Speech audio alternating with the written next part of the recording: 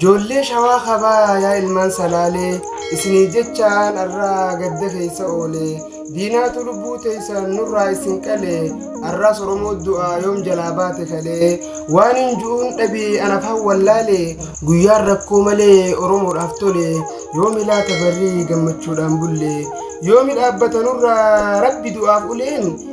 yoom nagaya harkannee gabbanna hamileen yoom nagaya harkannee gabbanna hamileen nagaya harkachuun keenya yoom yaa jirana dhuma lammii teenya yoom haara galfanna dhiiga ilmaan oromoo lola akka galaana rakkinaaf gidiraa yoom irraa soomanna yaa ilmaan bareentoo ammas kan booranaa osoo lammiin dhumaa jirtu maa ustan jarana deenummaan beekamnaa nutin dhalliloyna maaluma ta'e dhiiroo dhaloonni barana shawaa akaawamtu rasaas ammaaf usna lafeen teenya takka biyyas waliin qabna dhiigi ilmaan shawaa maalumaaf callifna tokkummaaf deenummaa gaafa durii sana nuuf deebisa rabbii tanasi kadhanna nuuf deebisa rabbii tanasi kadhanna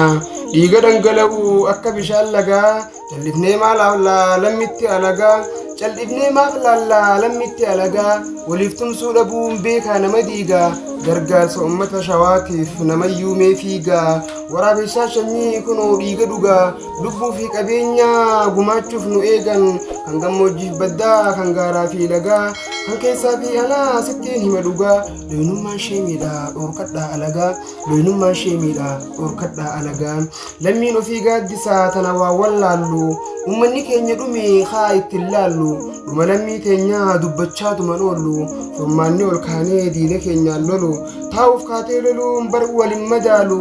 ol kaatee tumsuu fi kan waa hunda caalu na yaachisa yoomuu ganamuu walgalu dhiiga jigu argaa jiruun natti hin tolu qabsoofnee lollee wareegamnee galuu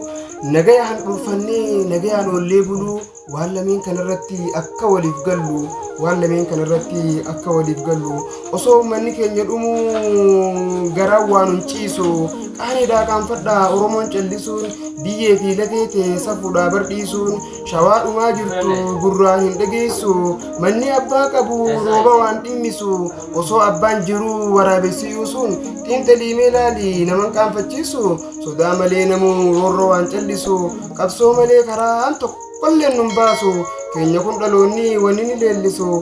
naaf garuu dhaliidee yoo beektan naaf ibsu maal jechuudha poosti qofaa mataa wal uwwisuun maal jechuudha poosti qofaa mataa wal uwwisuun duguuggaa shanyii teetii osoo laaltee gartuu shawaa dhumaa jirtu arra yoo calliftu seenaan si gaafata taraadha namuutu guyyaa waliif tumsan arra ta'uu beektu saniifuu sabni koo akkanuuf dirmatu nagayaan naaf tura hangajji wal gartu wassalaamu alaikum warahmatullaahi wabarakaatu